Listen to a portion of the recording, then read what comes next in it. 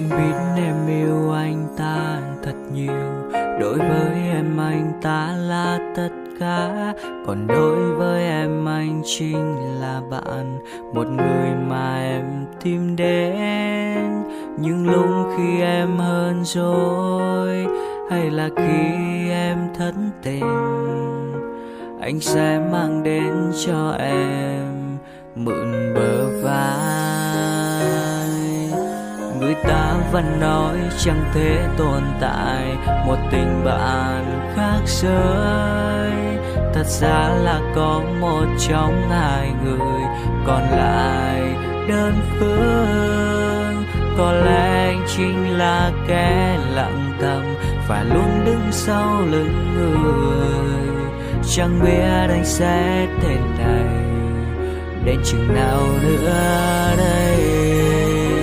Vì yêu đơn phương đau lắm, chẳng khác chi ta ôm sương rồng.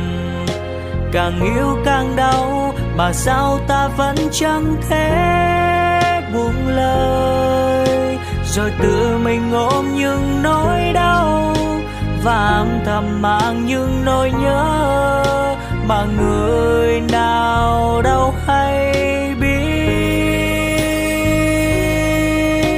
Nhiều khi nhìn em vui bên ai khác, trái tim anh như thiêu đốt cả linh hồn.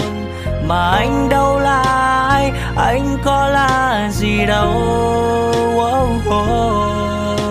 Có lẽ anh sẽ phải quên đi một người lạ, người chẳng yêu anh, để giữ lại cánh tay người thương anh.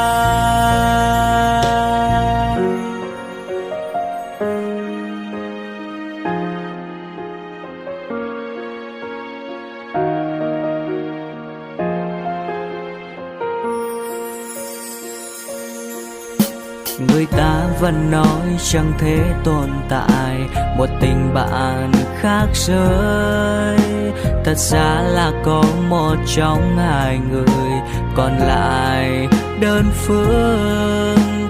Có lẽ anh chính là kẻ lặng thầm và luôn đứng sau lưng người. Chẳng biết anh sẽ thế này đến chừng nào nữa đây.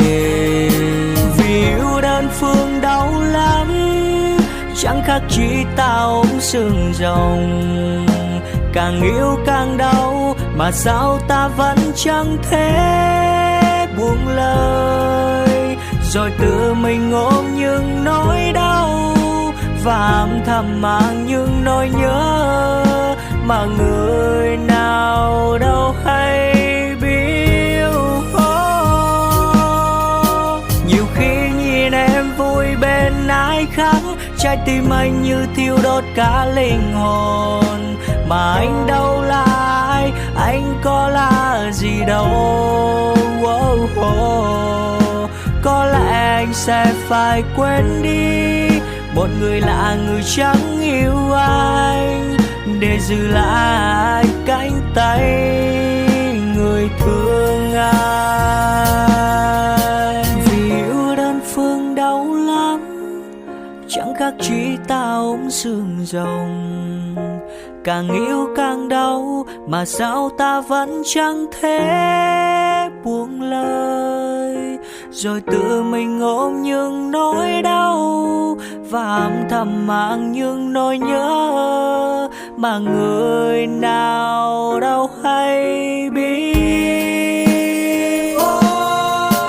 Nhiều khi nhìn em vui bên ai khác, trái tim anh như thiêu đốt cả linh hồn. Mà anh đâu là ai, anh có là gì đâu. Có lẽ anh sẽ phải quên đi một người lạ, người chẳng yêu anh, để giữ lại cánh tay người thương anh, để giữ lại cánh tay